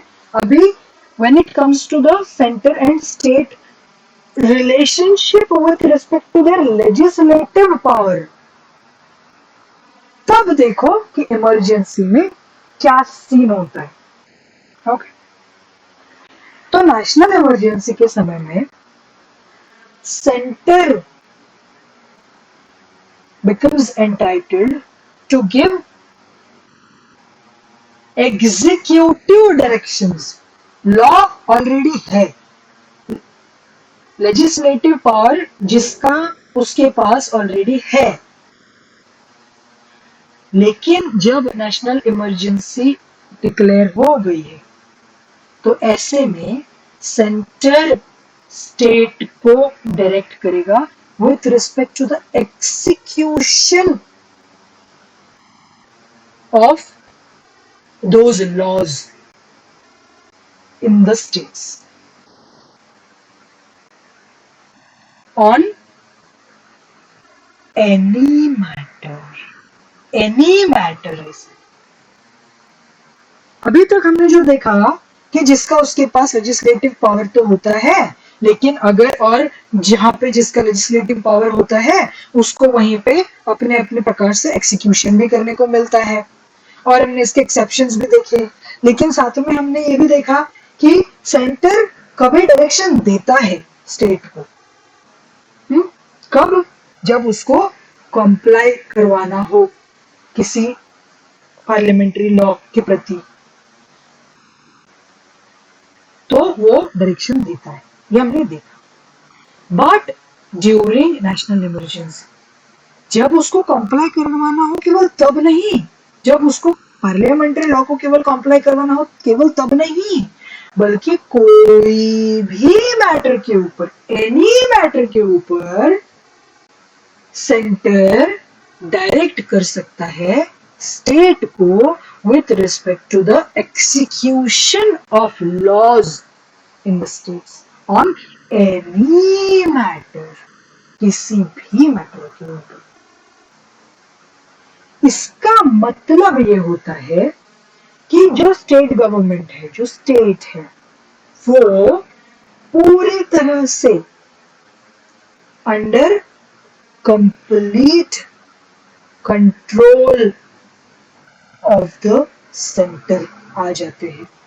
Under complete control of the centre आ जाते हैं. दे आर नॉट सस्पेंडेड, इनको हटाया नहीं जाता, सस्पेंड नहीं होते ये, बट अंडर कंप्लीट कंट्रोल आ जाते हैं सेंटर पे। सेंटर डायरेक्ट करेगा, अब इनको डायरेक्शन देगा ऑन एनी मैटर कि आपको कैसे एक्सिक्यूट करना है। लॉ बनाएगा नहीं, लेजिस्लेटिव पावर हमने क्या बोला, जिसका उसका उसके पास है, उसके पास उसके लॉज है। एक्सिक्यूशन कैसे करना है इसके बारे में डायरेक्ट करेगा सेंटर, डायरेक्ट करेगा स्टेट को, डायरेक्ट करेगा स्टेट गवर्नमेंट को, डायरेक्ट करेगा स्टेट गवर्नमेंट को सस्पेंड नहीं करेगा, रहने देगा, लेकिन डायरेक्ट करेगा एनी मैटर के ऊपर एक्सिक्यूटिव पावर को किस तरह से अप्लाई करना है, एक्सिक्यूटिव पावर को किस तरह से एक्सरसाइज करना है, इसके लिए डायरेक्शन देगा। Thus, the state government is brought under complete control of the center. Clear? Yes, ma'am. Now, when it comes to the president rule, president rule का मतलब ये है कि प्रेसिडेंट का राज हो रहा है, मतलब प्रेसिडेंट वहां पे अपने आप को सारे पावर्स दे देता है। इसको कहते हैं president assumes to himself all the powers and functions of the state government and the governor. State government और गवर्नर जो भी अभी तक चला रहे थे स्टेट के अंदर चीजें, या कोई भी ऐसी एग्जीक्यूटिव बॉडी हो स्टेट में जो अपने हिसाब से अपने स्टेट गवर्नमेंट ने दिए हुए कुछ लॉज स्टेट में एक्सिक्यूट कर रही हो, तो इन सारों का कंट्रोल किसके पास चला जाएगा? assumes to himself. कौन? प्रेसिडेंट। प्रेसिडेंट के पास चला जाएगा इन सारी चीजों का control. when there is a president rule in the state, the president assumes to himself all the powers or the functions of the state government and the powers vested into the governor or any other executive authority in the state. ठीक है, during presidents rule. Ma'am, who will decide about emergency is required or not? ये जब हम emergency पढ़ेंगे तब देखेंगे। I am just talking of the centre state relations when it comes to emergency. जब emergency होती है तब सेंटर स्टेट रिलेशन कैसे होते हैं, अभी ये देखो। जब हम लोग इमरजेंसी देखेंगे तब सब कुछ everything we shall look into detail कि कौन लगाता है, कब लगनी है, ये डिसाइड कौन करता है, कौन हटाता है, हटाना है कि नहीं हटाना है, ये डिसाइड कौन करता है। Everything we shall learn later. अभी stick to what we are studying. Okay, Okay, now ma'am. thirdly, when there is a financial emergency in the state, तब center directs the state कि financial emergency का क्या मतलब है, financial problem चल रही है, तो सेंटर डायरेक्ट करता है स्टेट को कि फाइनेंशियल कंडीशन अपनी बेटर करने के लिए, नॉर्मल करने के लिए, फाइनेंशियल प्रोप्राइटी के जो कैनन्स है, कैनन्स ऑफ फाइनेंशियल प्रोप्राइटी को आप फॉलो करो। मतलब जो भी डायरेक्शन सेंटर देगी जिससे उसको ऐसे लगता है कि आपकी फाइनेंशियल प्रोप्राइटी ठीक होगी, आपकी फाइनेंशियल कंडीशन ठीक होगी, उसको आपको फॉलो करना है। आपको मतलब states, when the state is under financial emergency, तब सेंटर डायरेक्ट करती है स्टेट को to follow the canons of financial propriety including such directions कि रिड्यूस करो भाई अपने जो सैलरीज दे रहे हो ना लोगों को, पब्लिक सर्वेंट्स को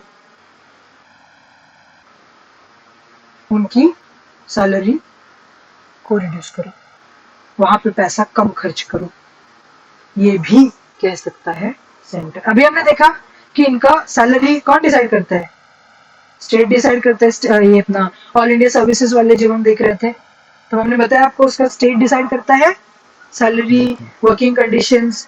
अपॉइंट कौन करता है इसको, ऑल इंडिया सर्विस को सेंटर अपॉइंट करता है, बाकी कंडीशन स्टेट देखता है। तो स्टेट जब सैलरी कम, सैलरी अगर जो भी ज्यादा दे रहा होगा वटेवर, तो सेंटर जब फाइनेंशियल इमरजेंसी लगेगी उस स्टेट में तो स्टेट को कह सकता है कि इनकी सैलरीज घटाओ, कम करो, रिड्यूस करो। इनकी मतलब आई am not saying just all India servants की, सबकी, जो भी लोग आपकी वहां पे स्टेट में सर्व कर रहे हैं, पीपल और persons serving in the states, चाहे वो स्टेट गवर्नमेंट ने अपॉइंट किए हो, उनकी भी सैलरी कम करने के लिए centre can give directions to the state during financial emergency. ठीक है, क्लियर है? ओके। हाँ मैम।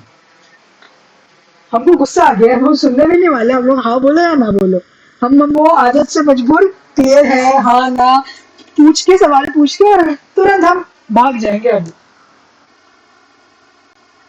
हो गया हमारा लिमिट खत्म अभी।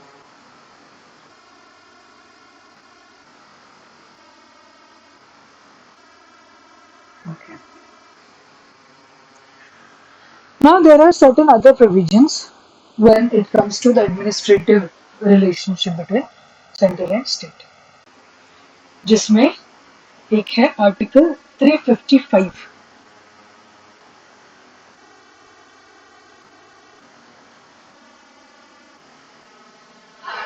जो कि सेंटर को एक कॉन्स्टिट्यूशनल ऑब्लिगेशन, कॉन्स्टिट्यूशनल ऑब्लिगेशन समझ में आ रहा है आपको, आर्टिकल 355 से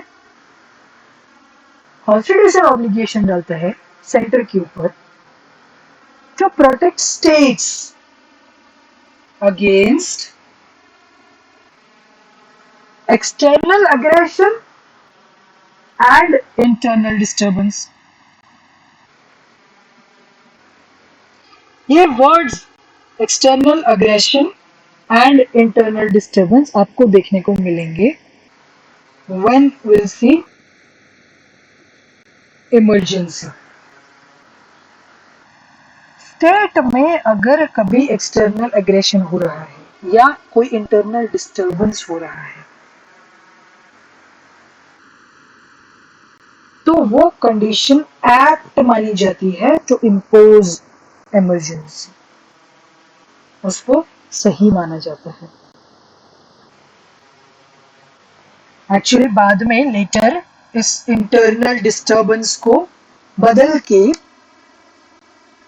आर्म्ड रेबेलियन किया गया है बाय कॉन्स्टिट्यूशन अमेंडमेंट्स, क्योंकि इंटरनल डिस्टर्बेंसेस तो आप रोजमर्रा का जो लॉ एंड ऑर्डर प्रॉब्लम होगा उसको भी इंटरनल डिस्टर्बेंस बोलोगे और बोलोगे कि now this condition is apt for imposing an emergency, तो ऐसा तो नहीं चलेगा ना।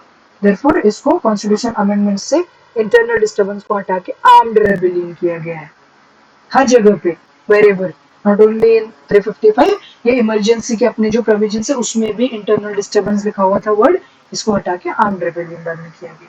ठीक है, सो सेंटर का काम है to protect the states during such conditions जो इमरजेंसी लगाने पे मजबूर कर दे। ठीक है, एंड टू एंश्योर कि स्टेट गवर्नमेंट्स का governance in states is carried on in accordance with the provisions of the constitution, ये भी सेंटर इंश्योर करेगा। Okay, then governor, as I've already told you, is an agent of the president, is also appointed by the president.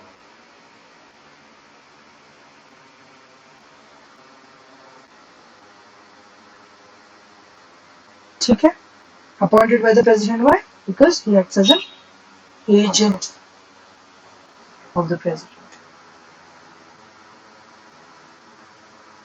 and thus an agent of the center. ठीक है, then we have state election commission. क्या हो रहा है?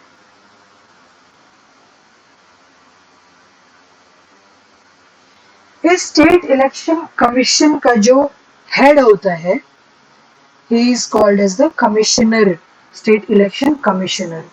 He is appointed by this governor. He is appointed by the governor. But भले इस head को the state election commissioner इसको अपॉइंट गवर्नर ने किया है, लेकिन इसको रिमूव करने का काम प्रेसिडेंट का होता है. इसका removal is ensured bye the president.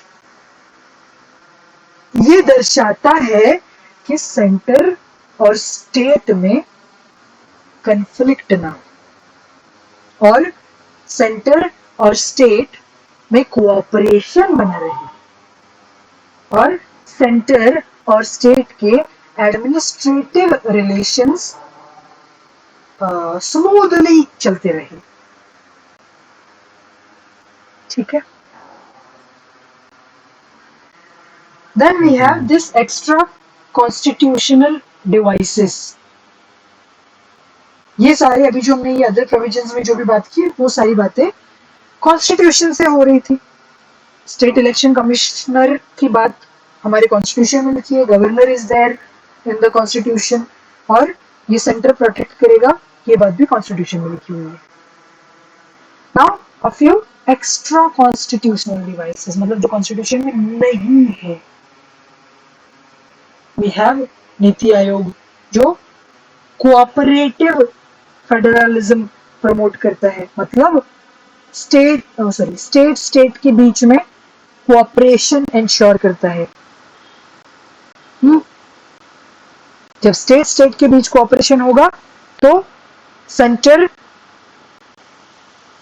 Obviously centre और स्टेट के बीच में कोऑपरेशन रहेगा एंड द एंटायर गवर्नमेंट या the entire country we can say will progress. तो NITI Aayog ensures this. Then we have national integration council. National integration council, integration मतलब जो टुकड़े अलग अलग होते हैं उनको एक साथ लाने का काम करता है, इंटीग्रेट करता है ये काउंसिल. टुकड़े कौन है? स्टेट्स है.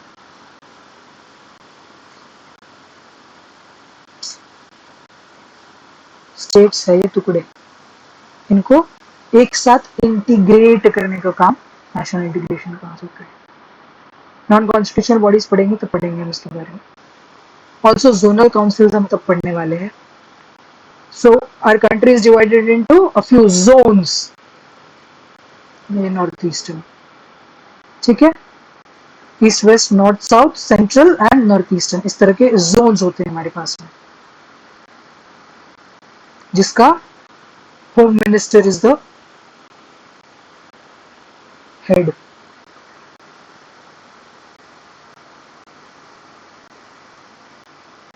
ठीक है, North Eastern Council. So all of these provisions are the extra constitutional devices. Niti Aayog, National Integration Council, Zonal Council, North Eastern Council, जो ensure करता है कि सेंटर और स्टेट के बीच के एडमिनिस्ट्रेटिव रिलेशंस स्मूथली चलते रहे. ठीक है, this is all. Here we have finished our administrative relationships between center and state. Financial कल करना है, heavy हो रहा है आज? नहीं मैम, कर ले. बाकियों को क्या कहना है? अभी करना है या कल के लिए छोड़े? किसी को कुछ नहीं कहना है? ठीक है, फिर छोड़ देते हैं, कल करेंगे इसको। This chapter is a little heavy, तो आप एक दिन में आपने लेजिस्लेटिव पढ़ा, एक दिन में आपने एडमिनिस्ट्रेटिव पढ़ा, इसको जाके और रिवाइज कर लेना। कोई अगर दिक्कत लगती है तो इसी मीट की जो लिंक दी थी उसके कमेंट सेक्शन में पूछ देना। और कल फाइनेंशियल रिलेशंस को भी एक बार पहले से पढ़ के आना, ताकि जब हम चीजें और आगे बता रहे हो आपके जो भी डाउट्स हो साथ के साथ क्लियर होते चलो। ओके, हेलो मैम, हाँ कल के क्लास शाम को 7 बजे से स्टार्ट होगा। 6 बजे चलेगा आपको? नहीं मैं आपका टाइम जो है वही तो मेरा टाइम होगा। नहीं, यू ये टेल मी, कुछ तो मैं is it good for you? 6 बजे आपके लिए ठीक है? हाँ हाँ, सुरभि, सुशांतो, रॉबी, मनीषा, जिया, सौरभ, मैम अन्वेषा। 7 बजे ठीक रहेगा मेरे लिए। 6 बजे नहीं ठीक है। मनीषा इज अगेंस्ट 6 बजे। और कोई अगेंस्ट है 6 बजे के? मैम अभी का टाइम जिया भी अगेंस्ट है, अन्वेषा भी अगेंस्ट है। ओके, ठीक है, फिर 7 बजे करते हैं। ठीक है, टुमारो ओके मैम। 7 o'clock। पढ़ लीजिएगा पहले, फाइनेंशियल रिलेशंस पहले थोड़ा पढ़ के रखना ताकि चीजें और ज्यादा क्लियर हो। Okay okay ma'am. Okay, bye. Bye ma'am. Bye ma'am.